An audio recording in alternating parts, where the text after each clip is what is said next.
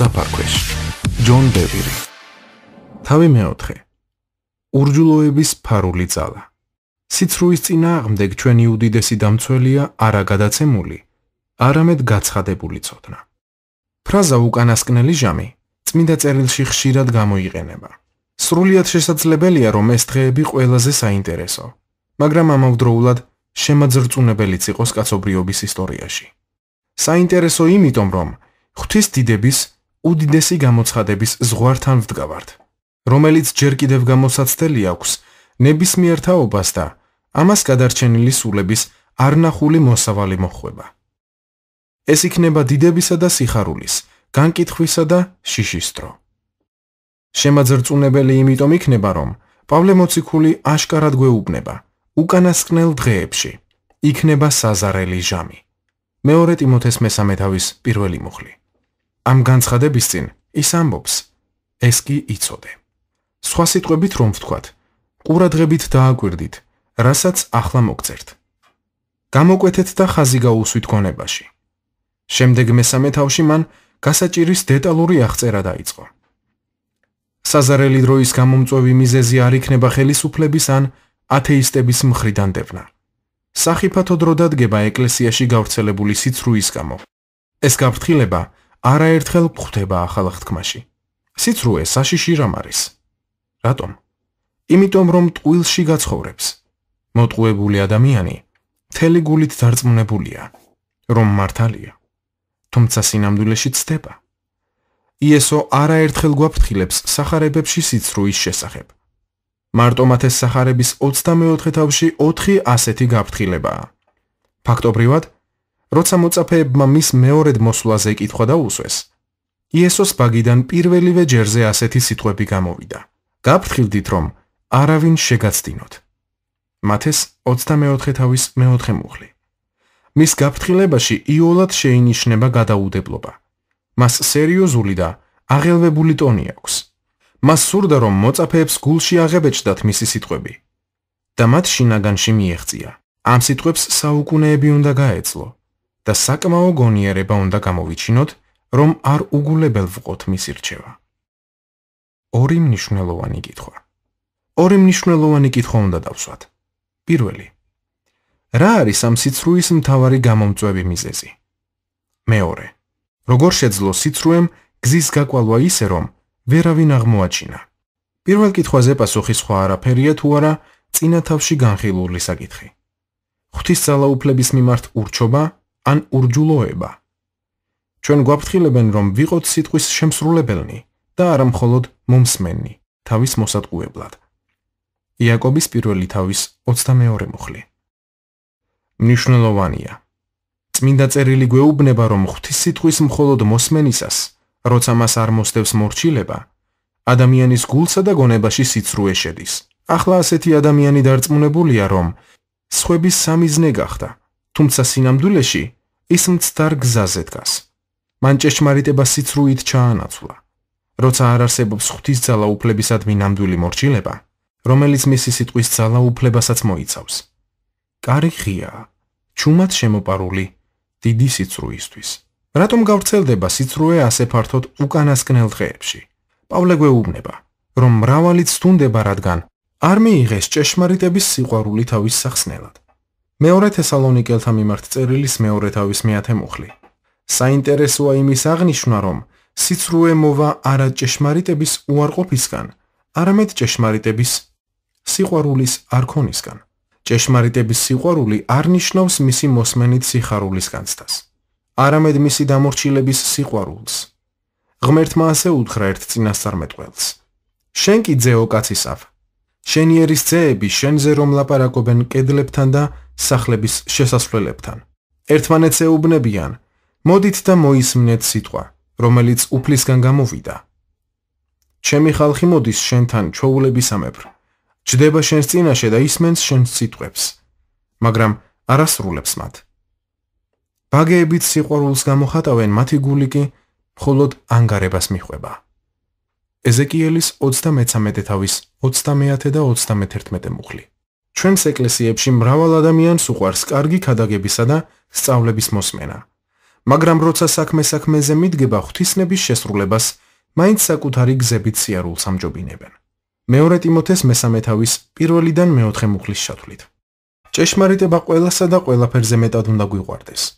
დაშურებით და საკუთარ ცხოვრებაზე ან კომფორტზე მეტად უნდა გვინდოდეს მისი ნების შესრულება. მაშინ სიამოვნებით გადავდებთ გვერდზე პირად სურვილებს მისი ნების გამო.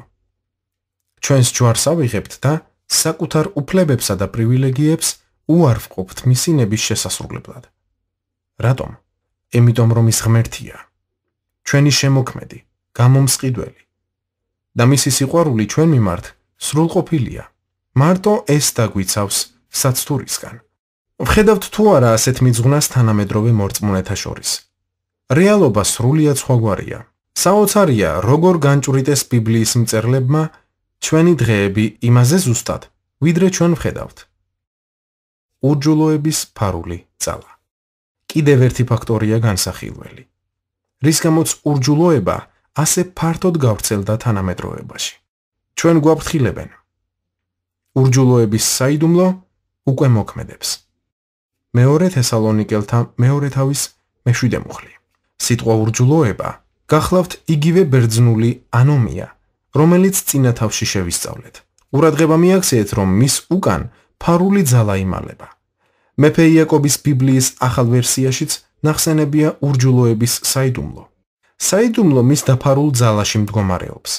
მორწმუნეთა ცხოვრებაში აშკარა ურჯულოება ეფექტური ვერ იქნება, მხოლოდ ჩუმად და სიცრუით შემოპარული გამოდგება. სწორედ ამაშია მისი საიდუმლო.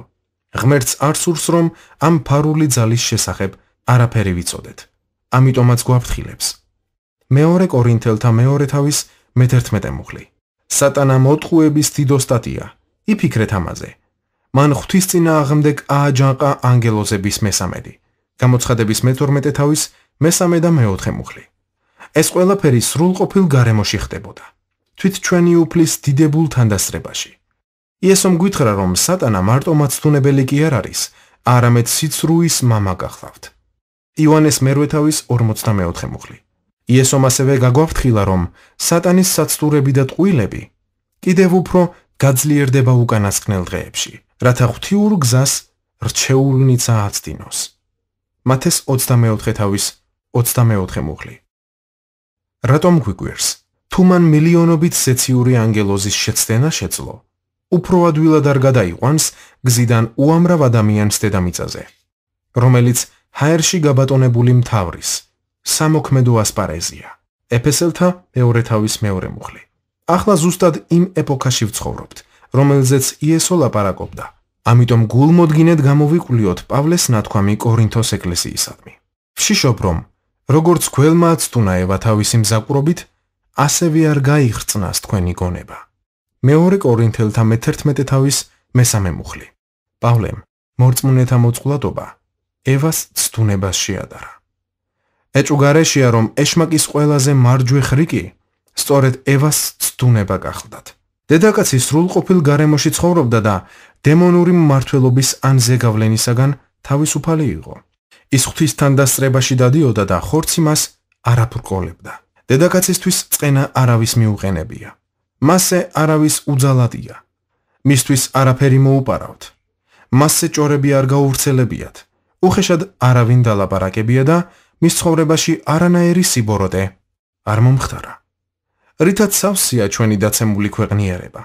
ამბოხებისკენ ევას წაბიძგება სატანის ყველაზე მოხერხებული ჩანაფიქრი უნდა ყოფილიყო.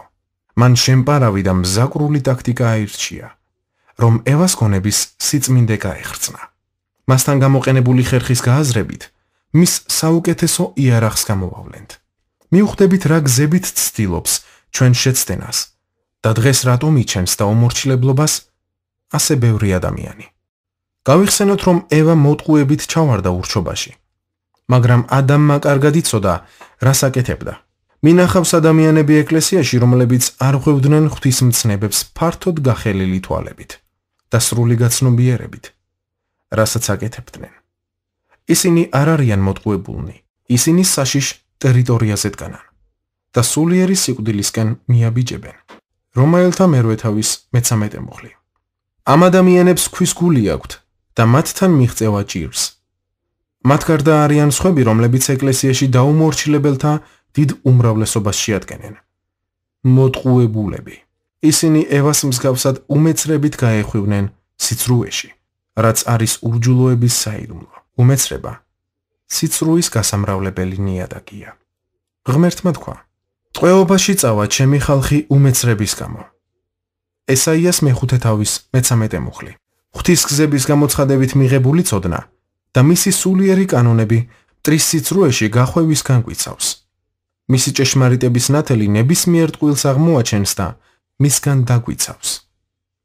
გამოცხადება გადაცემული ცოდნის საწინააღმდეგოდ. ღმერთმა კაცი ბაღში მოათავსა და უთხრა: ბაღის ყოველი ხისგან შეგეძლია ჭამო.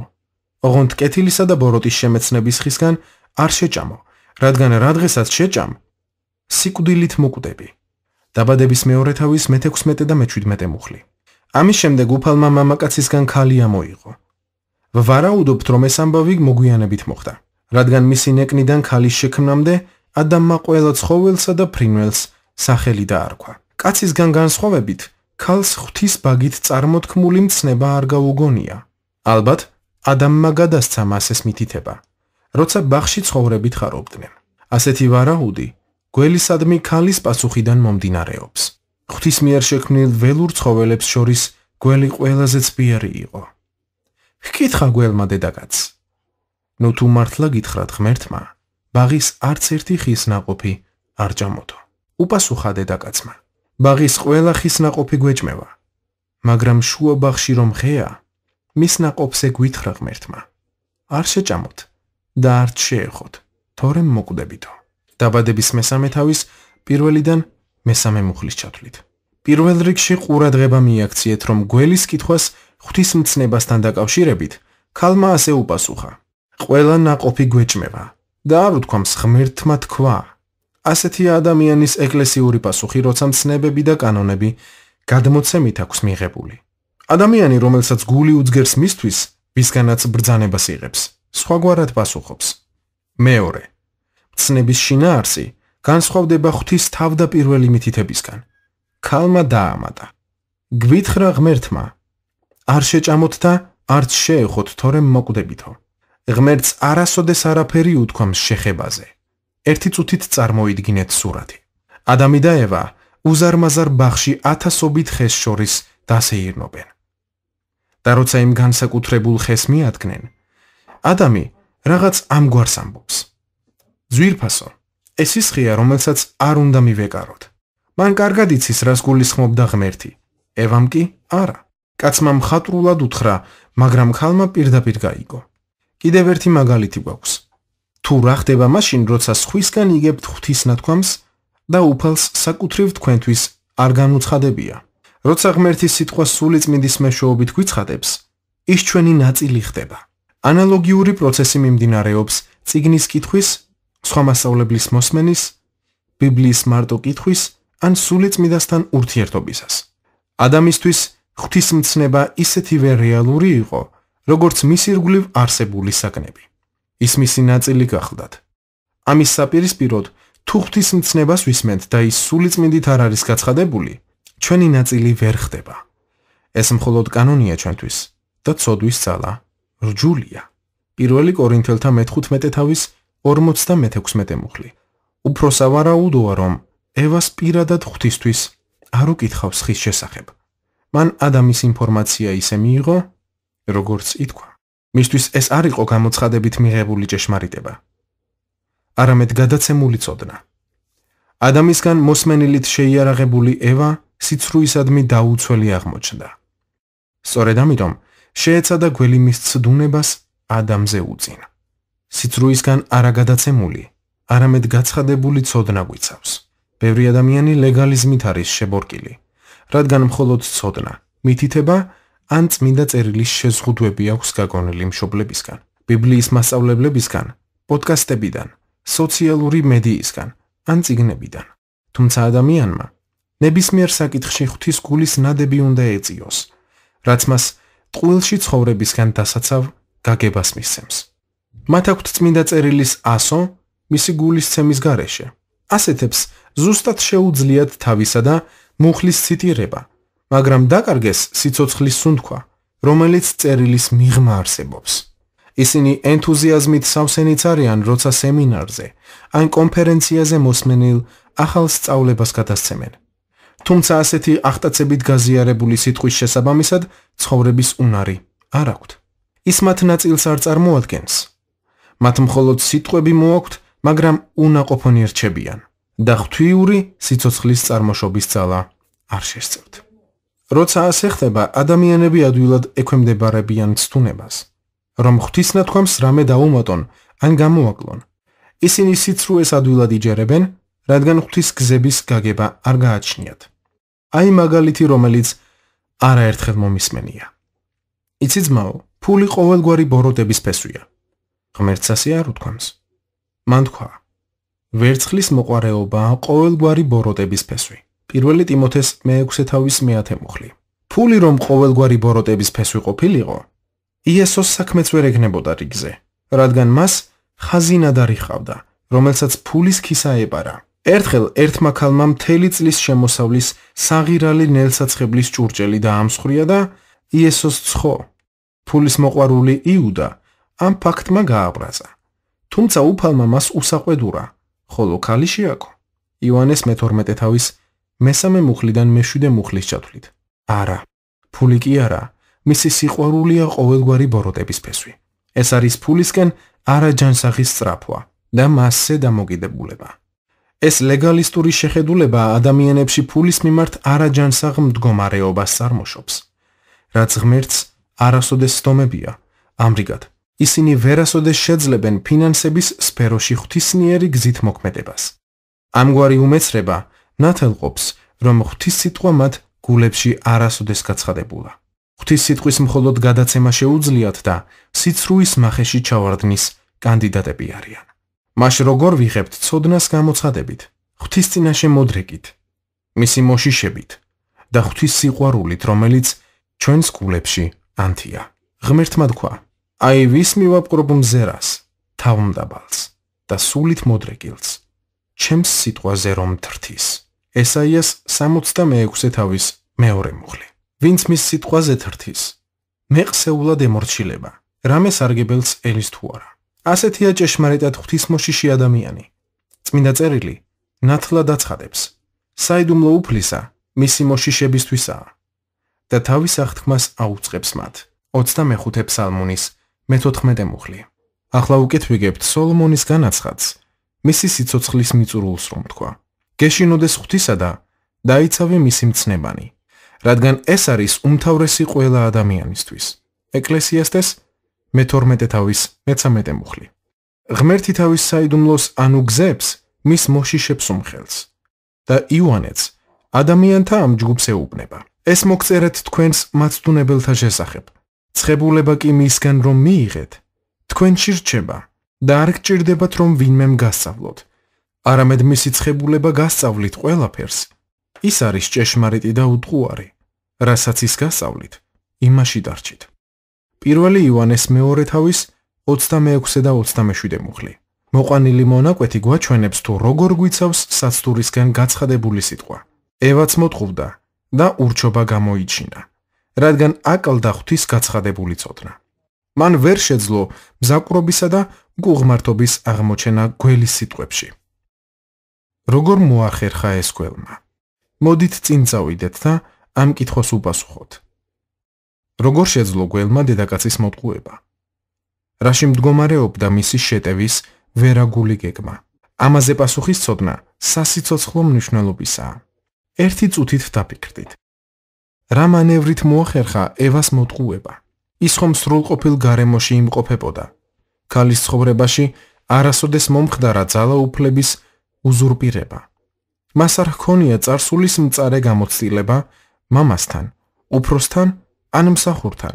ევა წალკოთში ცხოვრობდა, რომელიც თავისუფალი იყო ყოველგვარი დემონური ზეწოლისაგან.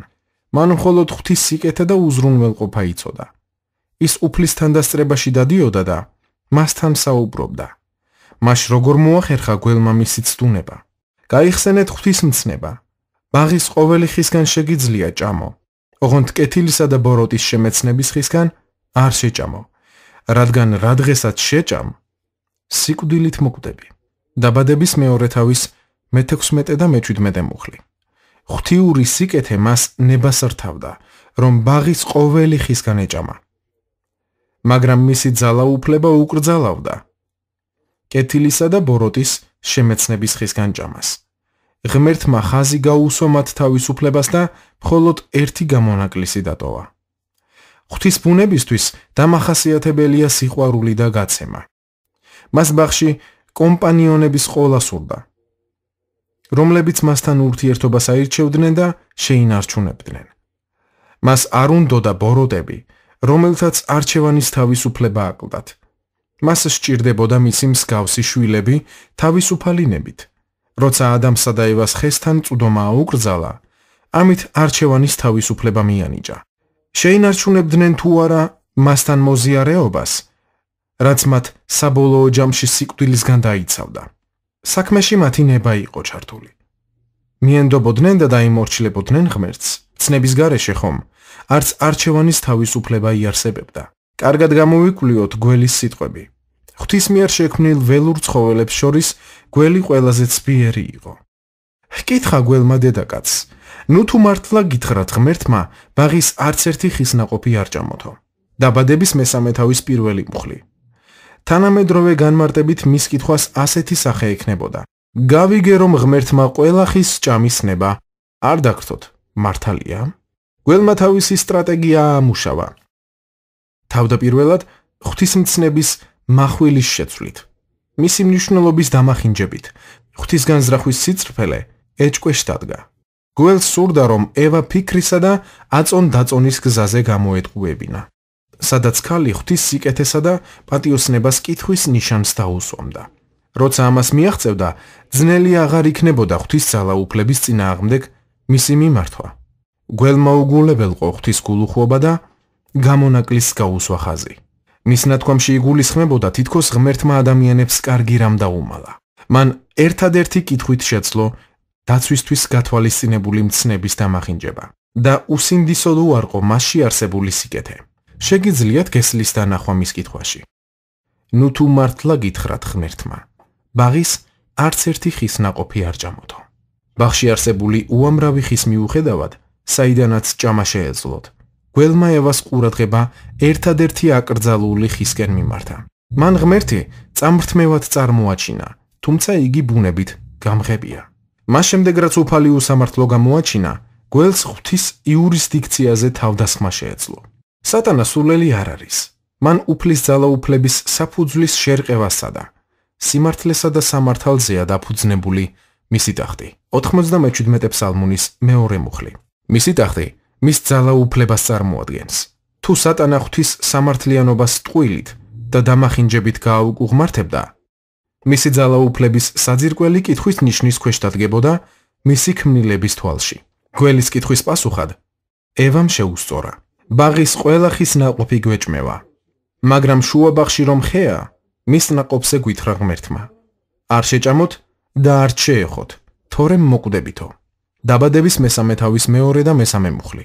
სრულიად შესაძლებელია რომ მისი პასუხის მიუხედავად ევას ცნობის მოყვარეობა კლავდა. რა მიზეზი იდგა მცნების უკან? ახლა მისი ყურადღება ხისკენ არის მიპყრობილი. ის ეჭქვეშ აყენებს ღვთის სიკეთეს. წარმოგიდგენიათ მისი ფიქრები. მშვენივრად გამოიყურება.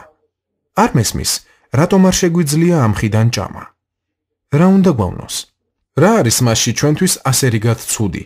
ღვთის განზრახვის სიწრფელესთან დაკავშირებული კითხვის ნიშნების ფონზე ევა მზად იყო მის ძალაუფლებაში დასაეჭებლად. გველმა ვითარებით ისარგებლა და ღვთის ძალაუფლებას, ჭეშმარიტებას და სიწრფელეს ძირი გამოუთხარა მისი სიტყვის გაბედული დაპირისპირებით.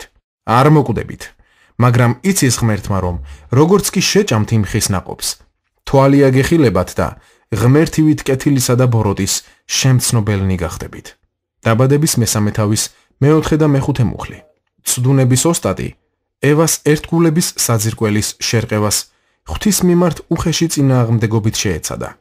და დედაკაცი დაარწმუნა რომ არ მოკვდებოდა. მან სწრაფად განაგრძო აზრების მიყოლა. სიკვდილის ნაცვლად ღვთის მსგავსი შეიქნებით. თავად აირჩევთ რა იქნება თქვენთვის კარგი და ცუდი, რადგან ბრძენები გახდებით. ღვთისგან აღარ მოგიწევთ რაიმეს მოსმენა და არც უსამართლო ბრძანებებს არ დაექვემდებარებით. ჩასახულ ცოდვას მონობა მოსდევს. ევა ელდანაცემი და დაბნეული ჩანდა. მას აინტერესებდა, რატომ ამიკრძალა ღმერთმა ამ ხიდან ჭამა. დედაკაცმა კიდევ ერთხელ შეხედა ხეს, რომ კარგად გამოეკვლია, მაგრამ მისი მზერა ამჯერად სრულიად სხვაგვარი იყო. ნაყოფი კარგი და საამური მოეჩვენა და არა ცუდი და მავნებელი. ის ასე ფიქრობდა. ნამდვილად გემრიელი საჭმელი იქნება და გარდა ამისა, ცოდნასაც შეგვმატებს. ამ ფიქრმა სრულიად დაჩრდილა ყველაფერი მის გარშემო. ერთ ხეზე ყურადღების გამახვილებამ აქამდე მიღებული უხვი სიკეთე დაავიწყა.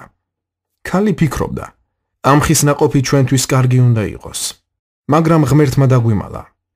მისი ჭამა დიდი ხნის წინ შეგვეძლო. ასე რატომ მოგვექცა? თუ ამ ხის სიკეთე დაგვიკავა, კიდევ რას უნდა მალავდეს ჩვენგან? ღვთისმუნებაში სიწრფელესა და სიკეთეში დაეჭვებული და ხის უვნებლობაში დარწმუნებულ ევას მისი ძალაუფლების დამორჩილების მიზეზი აღარ რჩებოდა. მისმა ნებამ გადაფარა ზეციერი მამისნება. დედაკაცი ნაყოფს მიწვდა და ხელში მოიქცია. არაფერი მოხდა. ალბათ გველი მართალი იყო. ქალმა შეჭამა და ქმარსაც აჭამა. როგორც კი ჭამეს, თვალები აეხილათ და სირცხვილისა და შიშის წალღა მოაწყდათ. გააცნობიერეს, რომ შიშვლები იყვნენ. მათ ურჩობას სულიერი სიკვდილი მოჰყვა. ხორცი ძლიერ მეთვალყურედ ექცათ და მათზე გაბატონდა. ღვთის სიტყვაში დაეჭვებით და მაცდუნებელი ფიქრიც გზაზე შედგომით, თავიანთი ცხოვრება ურჩობის მთავარს გაუღეს. ის გახდა მათი ბოროტი ბატონი. როგორც წერილი ამბობს, ნუ თუ არიცით, რომ ვისაც გადასცემთ თქვენს თავებს, რათა იყოთ მისი მონამორჩილნი, მისი მონები ხართ, ვისაც დაემორჩილებით, ან ცოდვისა სასიკვდილოდ, ან მორჩილებისა სიმართლისათვის.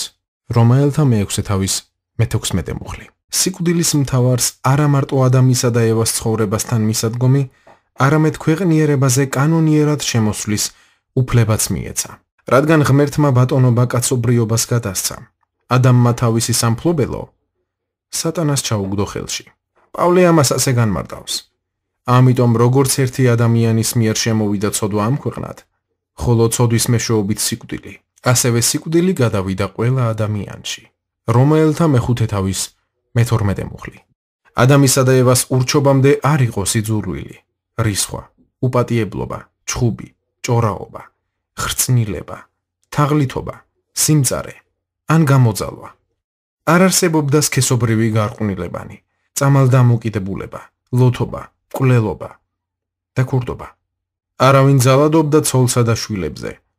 ავადმყოფობა, სნეულებანი და სიღარიბე წარმოუდგენელი იყო.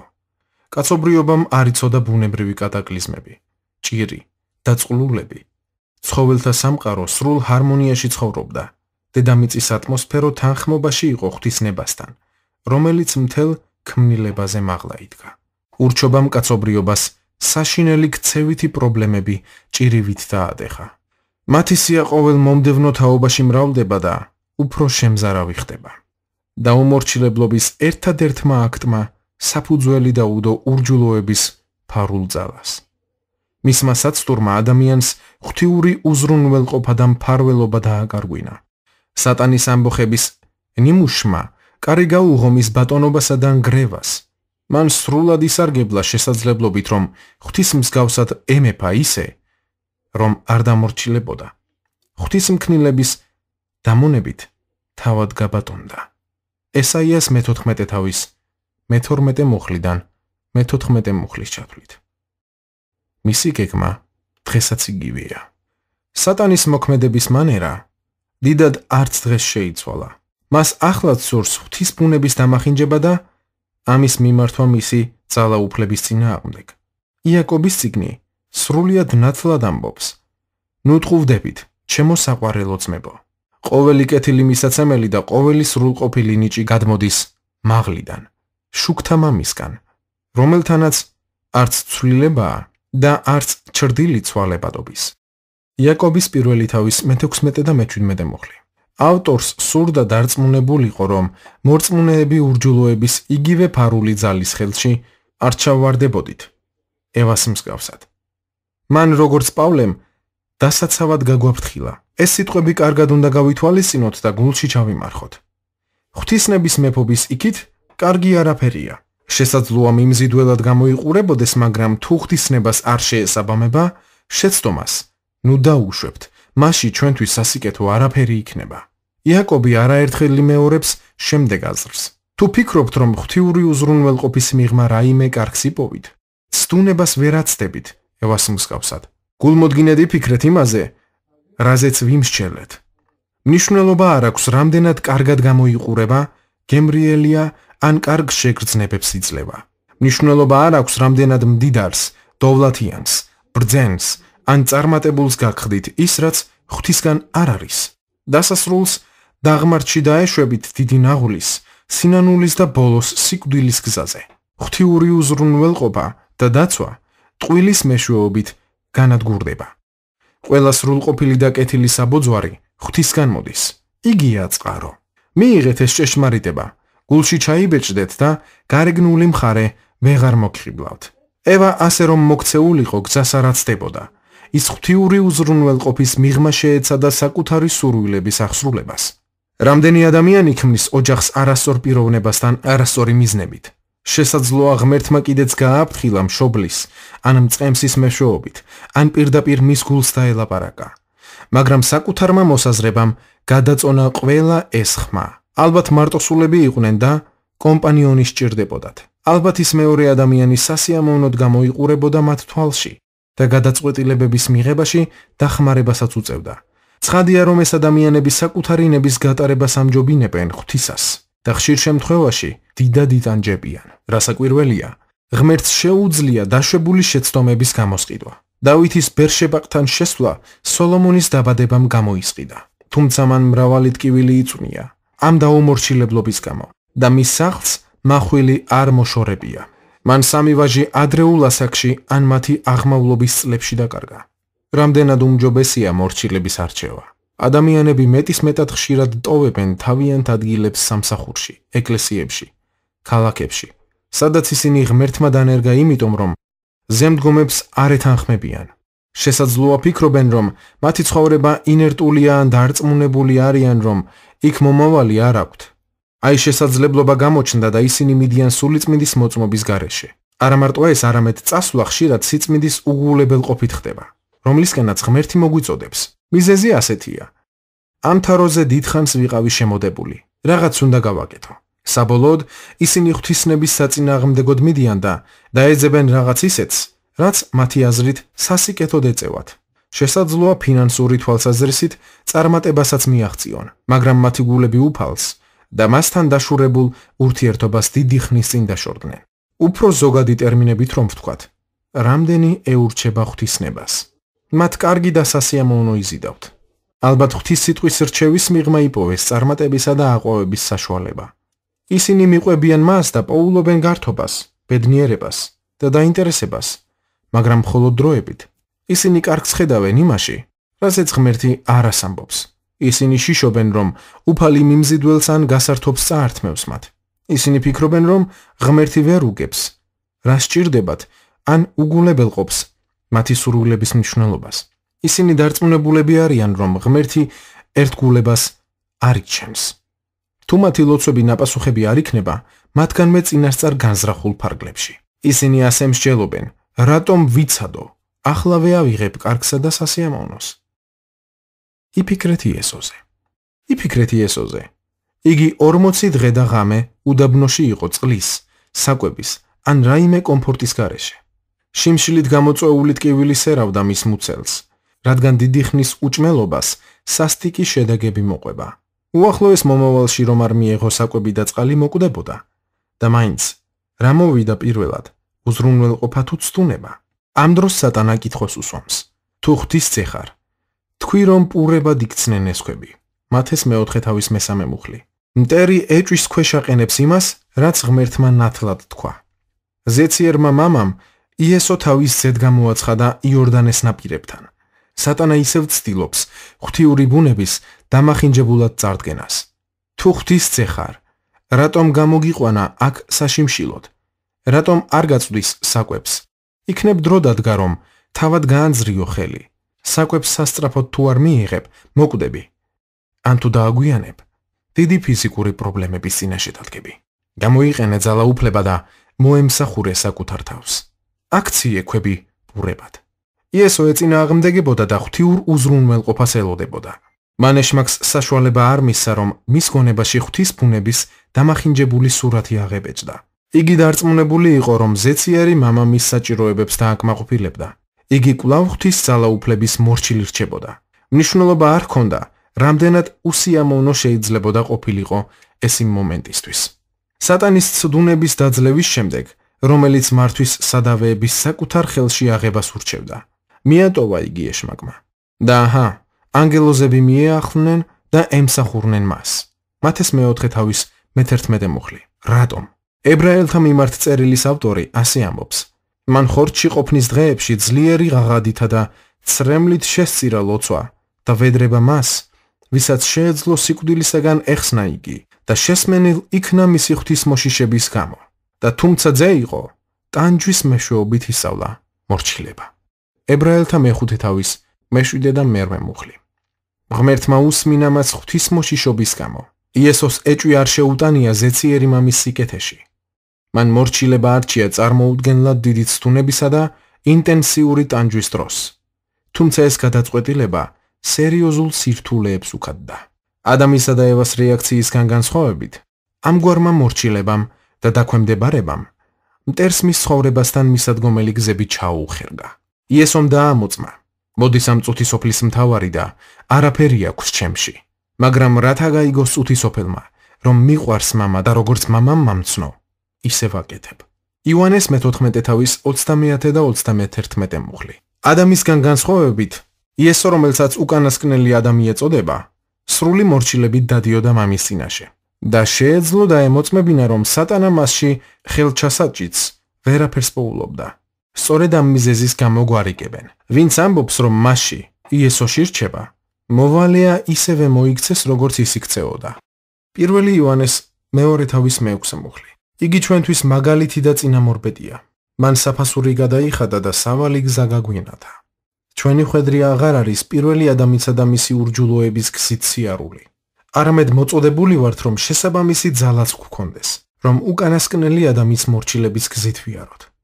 მესიჯის ბიბლიის თარგმანი ენთუზიაზმით აცხადებს: ჩამოვიცილოთ ყოველგვარი ტვირთი და გავირბინოთ ჩვენ წინ მდებარე სარბიელი ისე, რომ არასოდეს შევწყვიტოთ ღვთისმორჩილება, არავითარი ზედმეტი სულიერი ქონი ან პარაზიტული ცოდვები. ვუმზიროთ ჩვენი რბოლის წინამძღოლსა და სრულმყოფელ იესოს. შევისწავლოთ, როგორ გააკეთამანეს.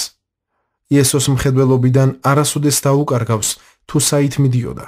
ყველაფერი გადაიტანა, რაც გზაზე შეხვდა: ჯვარი, სირცხვილი და ნებისმიერი სხვა რამ. და აი, ის იქ არის, ღვთის ტახტის მარჯვნივ, დიდების ადგილას, როცა რწმენაში, მორჩილებაში მოიკოჭლებთ, ისევ გადახედეთ ამ ამბავს, ერთი პუნქტიდან მეორემდე და ნახეთ, რომ მას სულ თან სდევდა ცოდვილთა სიძულვილი, მაგრამ დაითმინა ის და ამან შემატოს მხნეობა თქვენ სულებს. ებრაელთა მიმართ წერილის მე-12 თავის 1-დან მე-3 მუხლის ჩათვლით. ეს შემაჯამებელი მონაკვეთია. ისწავლეთ პირველი ადამიანის დაცემიდან და გულმოდგინეთ მიღყევით მეორე ადამიანის მორჩილებას.